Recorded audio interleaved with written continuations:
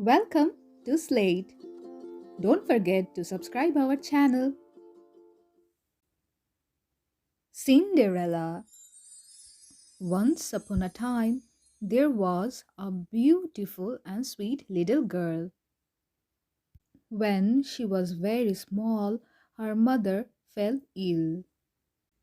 On her deathbed, the mother called her daughter to her. She said, "Always live well and truthful, and the world will be good to you too." Right after those words, she closed her eyes forever. The girl's father was a wealthy businessman who often traveled. Not long after the death of his wife, he married again. With his new wife, the businessman had two more daughters.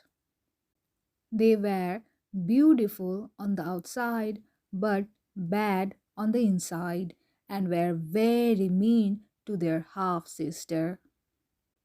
They took away her beautiful clothes and made her do all the chores around the house.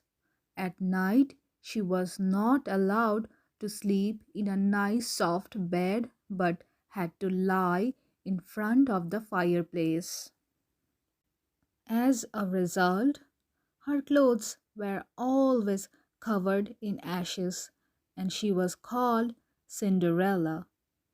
Cinderella constantly thought about her mother's words and never complained about anything she had to do.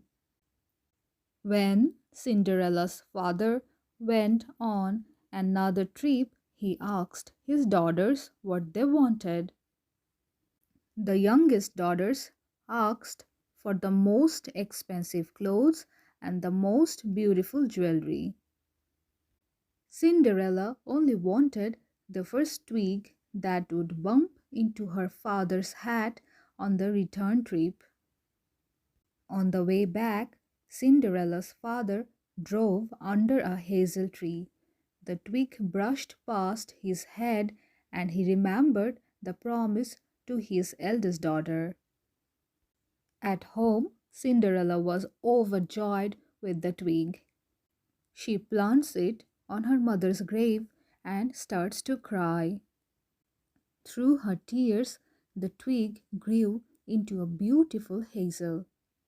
Every day, Cinderella visited the grave, and every day there was a little white bird in the tree. Whenever Cinderella wished for something, the little bird would fulfill her wish. When all three girls were old enough to be married, the king happened to throw a party that would last 3 days. All the beautiful girls in the country were invited. After all, the prince was looking for a bride. The sisters were also invited, but her stepmother wouldn't let Cinderella go. "You don't have any nice clothes to wear to the ball anyway," Cinderella was told. Cinderella listened, but as she helped her sisters comb their hair and put on dresses, she cried softly. Once everyone was off to the ball, Cinderella sat down under the hazel tree and begged the little bird for gold and silver.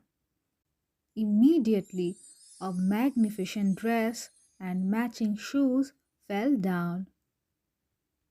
Cinderella quickly changed her clothes and went to the ball.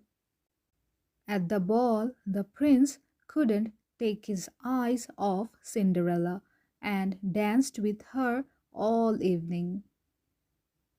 No one recognized the girl. When the prince wanted to take her home, Cinderella quickly escapes. The next evening, the exact same thing happened.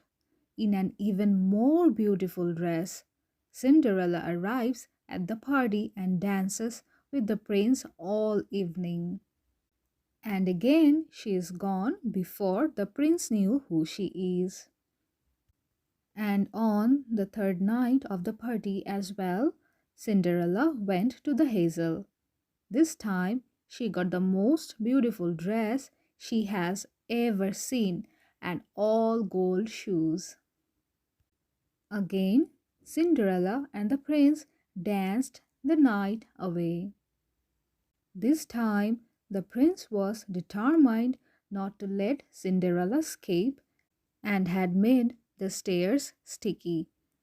As a result, Cinderella lost her left shoe as she fled home.